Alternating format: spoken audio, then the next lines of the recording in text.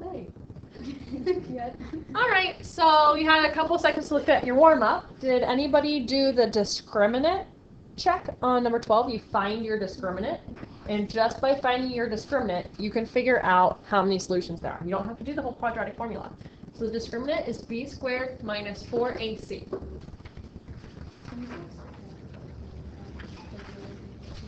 Can anybody tell me what b is so I can plug the number in? Oh, Kylie? 4. Good. Can anybody tell me what A is? Emma? 4. Good. And can anybody tell me what C is? Lexi? Good. So we type all this in. It would be 16 plus 8, so it's going to be 24. Now you had a chart in your notes Friday. I don't know where those notes are at, but it basically says if you have a positive number for your discriminant, how many solutions would you be getting? Lexi? 2 solutions. So what should I choose? A, B, or C, or D, or E? C, good. C. 2 solutions. Practice Lexi. Wait, what's the discriminant again? B squared minus 4ac. It's just a small part of the quadratic formula. All right, Nick. Yes, may I help you? All right. Well, you know how I use this formula sheet on the class? Yeah. Is there an answer to the back? No. If you add stuff to the back, I will compensate it and give you a new fresh sheet. So let's not waste paper and do that. Okay, well, What did you want to add? just like steps. Yeah. You're not allowed, sorry. Okay, well, Because that wouldn't be fair. Yeah, so Nick is going to go ahead and tell us what A, B, and C are. Go.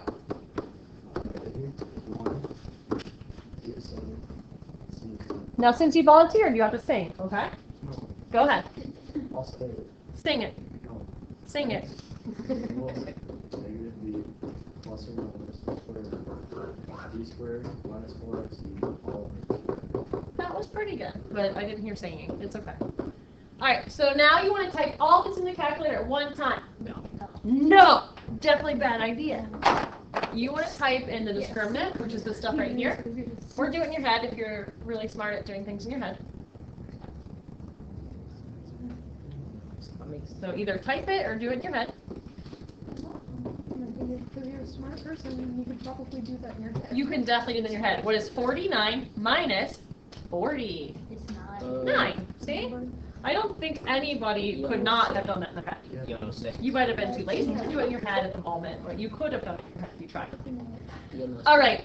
This is where I get super happy because 9 is a perfect square. If 9 was not a perfect square, I actually would have stopped here and circled this as my answer.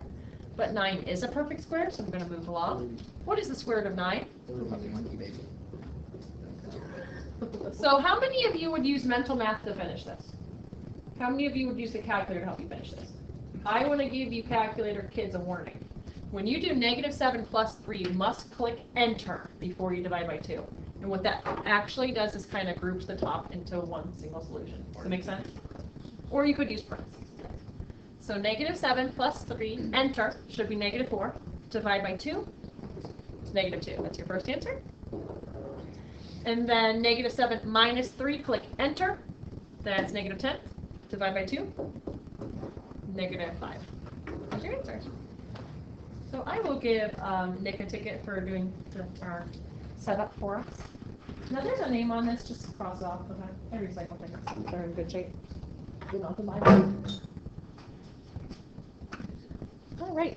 We're going to pause the video so we can check the homework. We'll be back shortly. All right, so we're ready. We're doing 1.9. It's the last section of the chapter. I know it's taken forever, but we're finally here. So tomorrow review, next day review, Thursday quiz. You do need your graphing calculators ready, Rock, because we're graphing some inequalities today. Wait. Yeah. If we change that breakout to that, is it still going to be a gap redraft? Yes, you will do a Zoom 6. I've been telling you all day. Zoom 6 is your friend. It'll get you back if you change your window or you change your Zoom. All right, so first things first, we are going to graph this parabola. What form is it in? Standard, vertex, or intercept? It's a standard form parabola, but instead of an equal sign, now we have an inequality sign. So I'm going to refresh some things about inequalities you may have forgotten over the years. This is a less than sign. This is a greater than sign. This is a less than or equal to sign, and this is a greater than or equal to sign. Now, When you graph with less than or greater than signs, you make a dotted line. If you're graphing two-dimensionally, and you use an open dot if you're graphing one-dimensionally. We'll be doing that today later, okay? Now with the less than or equal to and the greater than or equal to, you'll be graphing with a solid line two-dimensionally or a filled-in dot if you're graphing one-dimensionally. What? I did start recording. All right. Let's go ahead to our graphing calculator. Oh, by the way, what kind of symbol do we have here? Less than. And so we'll be using a dotted line when we draw this guy. And one other thing I would tell you, do you think we'll be shading below or above, since you said the word less than? Y is less than this parabola, so we'll be shading down below. So I'm going to show you your calculator can actually do shading for you. So hopefully people on my video can see my calculator right now. Not sure if you can or can't, but hopefully you can. All right, let's do like Lexi was talking with me. Let's do a zoom 6 just to get our zoom back to normal zoom. That's back to normal. And then I'm going to clear out my one from the warm-up and put in my new one. It is x squared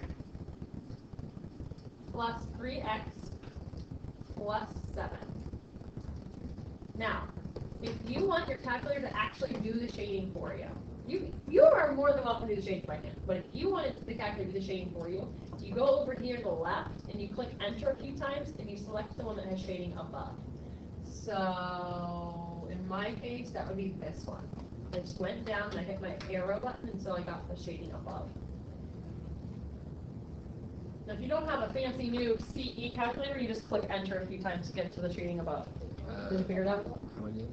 You go over here and you hit enter until it looks like this is a shade above. I see. Oh, that one is a shade above. And then we can just click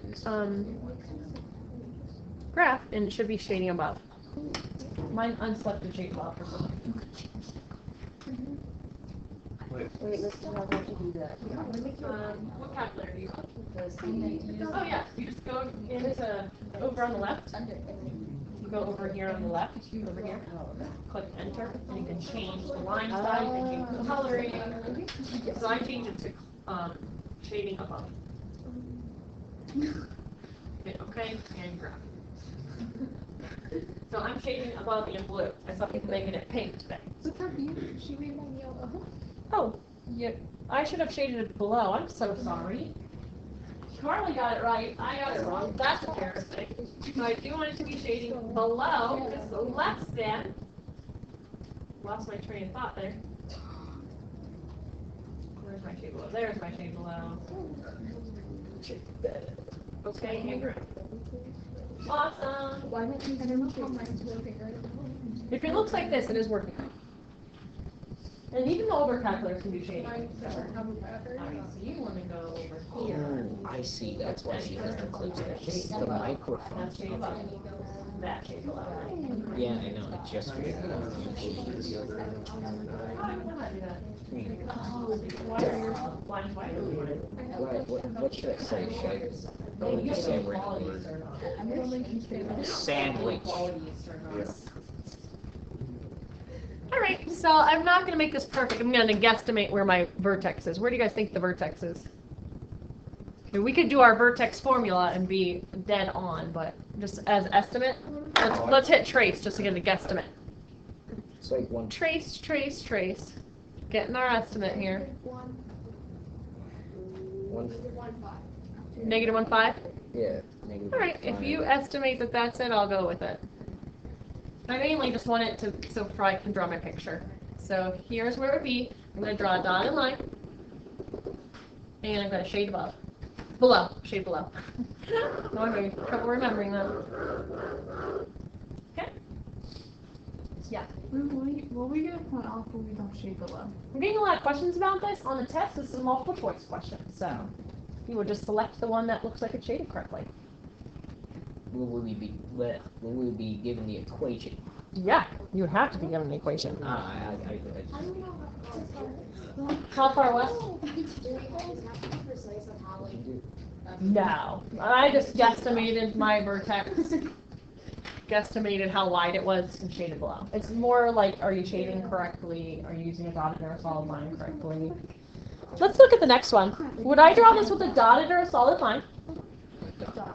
Dotted. And would I end up shading above or below my parabola?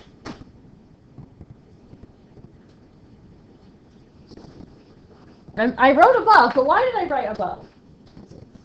Y is greater than x squared plus 3x minus 4. So this time we're going to shade above. Let's get our calculators back out. What about when it's less than or like? What about when it's You say the word less than or greater equal to? Oh, Yeah, but what about less than or equal to? Are those not Those factored? would be just solid lines, but you could still shade them. You would just draw the parabola itself with a solid line. So shading above, I'm going to go down and select the one that has a shade up. It looks like this guy. There you go. I'm going to change my color just for fun. How about magenta? And now our equation, x squared plus 3x minus 4. Oh wow, magenta is nice. Look at that. It's the little things in life.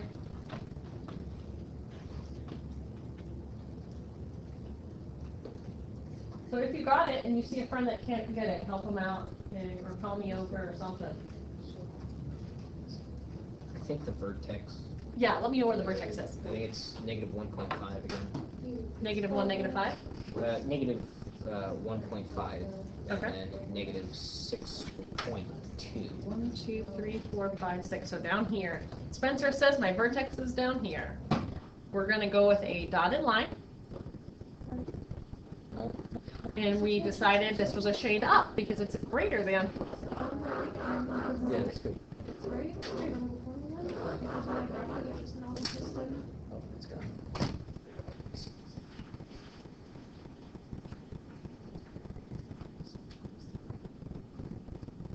All right. Nobody has asked me, but do you think you could graph 2 at one time?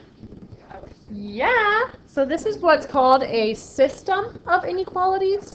When you graph 2 at one time, let's say you graph 1 in blue and you graph 1 in red, the solution region would be where both of those colors are appearing. So what we're actually looking for here is a solution region of these two. All right, so let's just talk about the top one. Would I use a solid or a dotted line to graph this first one?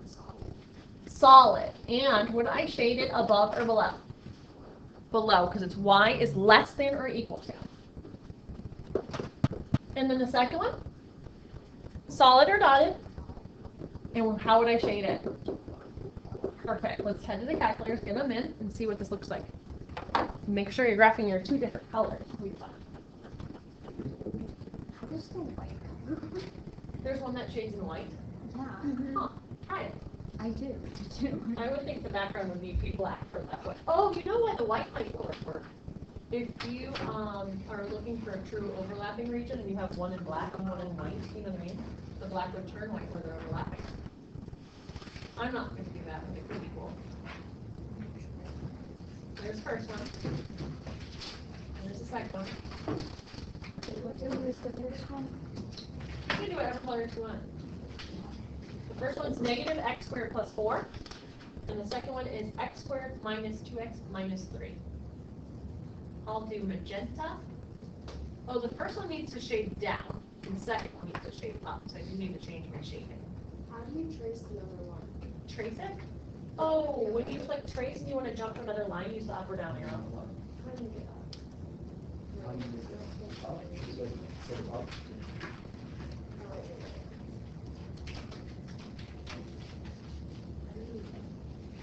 Shade up, and this one needs to be a shade down.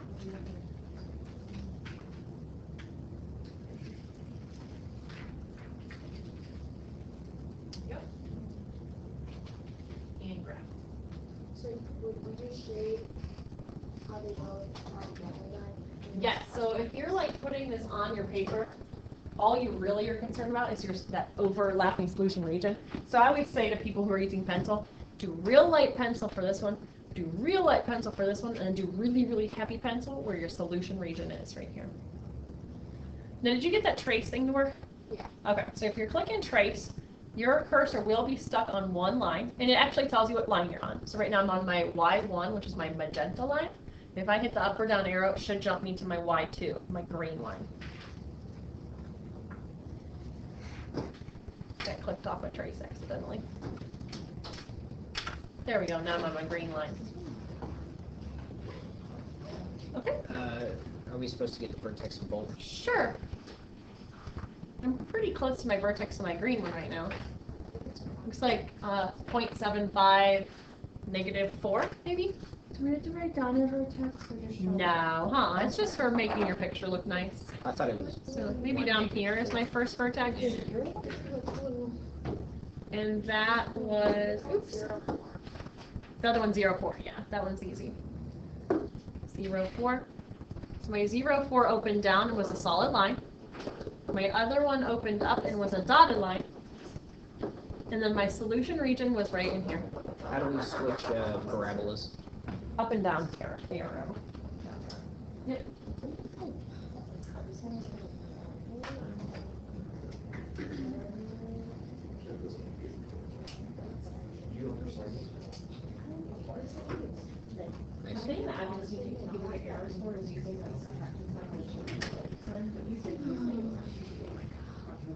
Windows dimension. So I could do a 0,6. Yeah, it's still not. It's not like a window dimension. Your stat block got turned on.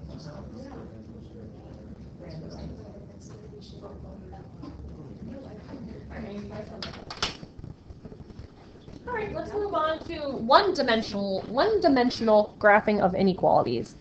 Rather than have you write down the lengthy 5 steps, I'm just going to do one for you because honestly, I think the steps are pretty natural when you're actually doing one. Okay. If you want to see the steps, it'll definitely be on my slideshow when I put the notes online. Okay. But yeah, I'll just talk you through the steps. I think it'll be easier that way. So these are nothing more than factoring problems. You're given a parabola in this form, and you're asked to graph the solution one-dimensionally versus graphing it on a coordinate plane. So your step 1 is just going to be to factor and find the solution. Okay. So do you remember how to do factoring with these kinds? It's been a while. Been a week or so. What numbers are going to be adding up to -8 that will be multiplying to +7?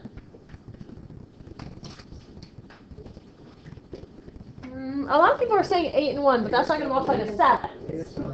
Yeah, -7 and 1. I like the 1 idea, but it has to be a -7 with a -1. So step 1 is to factor, like so, and then step 2 is just list out the solutions. So what are the solutions if it factors into x minus 7, x minus 1? +7 and +1. So good job remembering your solutions are opposite from what the numbers you selected when your factor were. Now, we are now graphing one-dimensionally on a number line. So we're going to go to 1 and 7 and make a point. Do you think it will be a filled-in point or an open dot?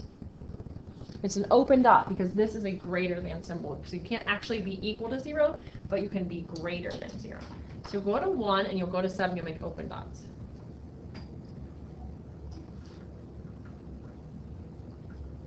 Now what this basically does is splits my number line into 3 different regions. I'll just call this region down here region 1. I'll call this right here region 2.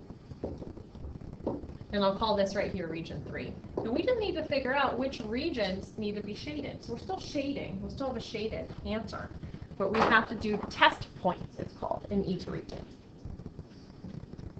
Let's just start with region 3 because those have the easiest numbers to test. You can pick any number in region 3 to test. You guys want to pick a number? Yeah, that's what I would pick, 10. So you go back to your original equation and you put a 10 in for x. So you'll have 10 squared minus 8 times 10 plus 7, and you're seeing if it's greater than 0 or not. If it is, you shade that region. If it's not, you don't shade that region. It's that easy. So is it greater than 0? It is. So you go ahead and you shade that region. So you basically shade the true regions and not the false regions. Okay? Who do you guys want to test in region 2? Totally up to you. 5 sounds good with me. So we will do 5 squared minus 8 times 5 plus 7, and we'll see if it's greater than 0. Sometimes you can tell just by looking. 5 squared is 25, and 8 times 5 is 40. So without even going any further, I know this is going to be a negative number. It's not going to be greater than 0. This is what I call a false region, so we don't shade there. And then lastly, go ahead and pick somebody in region number 1 to test. -6. Why in the heck would we check -6 when 0 is in that region? You always want to test 0 because 0 is in your region. So 0 squared minus 8 times 0 plus 7. Is that greater than 0? Yes, so you want to shade region 1. So normally with these, either you're shading the 2 tail regions, these guys, or you're shading the middle region. That's how they normally work. Normally? Normally, yes. So 95% of the time. All right, we'll do one more and call today. Sound good? All right.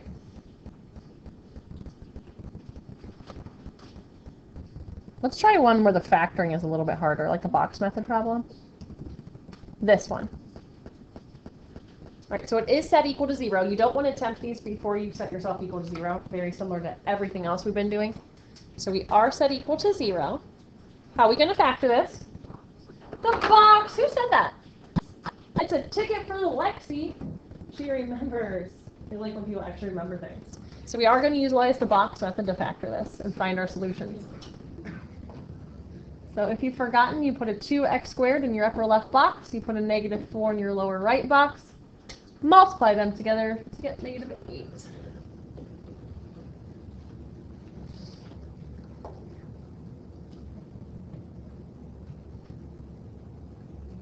And now we need to think of numbers that add up to +1 that multiply to -8. This is where I'm like getting a little nervous. I think it might be prime. Is this prime? Is it really? That's a bummer. Do you know what happens if something's prime? You have to use the quadratic formula to solve it. B squared minus 4AC. It is prime. Yes, it's prime. All right, so to get our 2 solutions, you have to use the quadratic formula. But these numbers are small, so it shouldn't be bad. All right. A is what? 2. B is 1, and C is? All right, let's sing our song. X equals the opposite of B, plus or minus the square root of B squared minus 4AC, all divided by 2 times A. Ooh.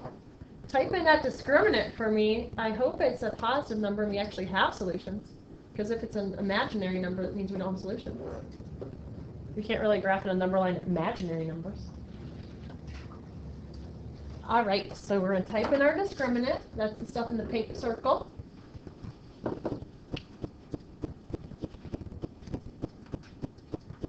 Get 33. So we can do this problem. And since I need my answer on a number line, I'm going to calculate out the square root of 33. Square root 33 is 5.7. And then I'll do the problem twice. Once with adding and once with subtracting the 5.7. So -1 plus 5.7. Just typed in square root of 33 in the calculator.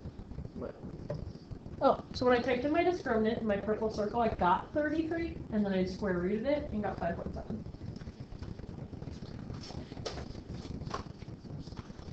So -1 plus 5.7. Click enter. Divide by 4. You get 1.175. -1 minus 5.7. Click enter. Divide by 4. -1.675. And those are the guys that are going on the number line. Solid or dotted lines on the number line. This is a terribly sized number line because one is at 1.175, which is here, and one is at -1.65, which is here. So it's not a lot of space to test. All right, I'll just call these my region 1. My region 2 is this tiny, tiny guy, but I'm guessing I can test a 1. And then region 3 is right here. All right, you okay with testing a 10 for a region 3 like we did last time? 2 times 10 squared plus 10 minus 4. Is that greater than or equal to 0? 2 times 10 squared plus 10 minus 4. 206. So yes, this would be a yes region. Which is making me guess that region 1 is my other yes region. So I'll go ahead and test, like, I don't know, 0, because it's in region 1. Is 2 times 0 squared plus 0 minus 4 going to be bigger than or equal to 0? No, because negative 4 is less than 0. Did I mess up?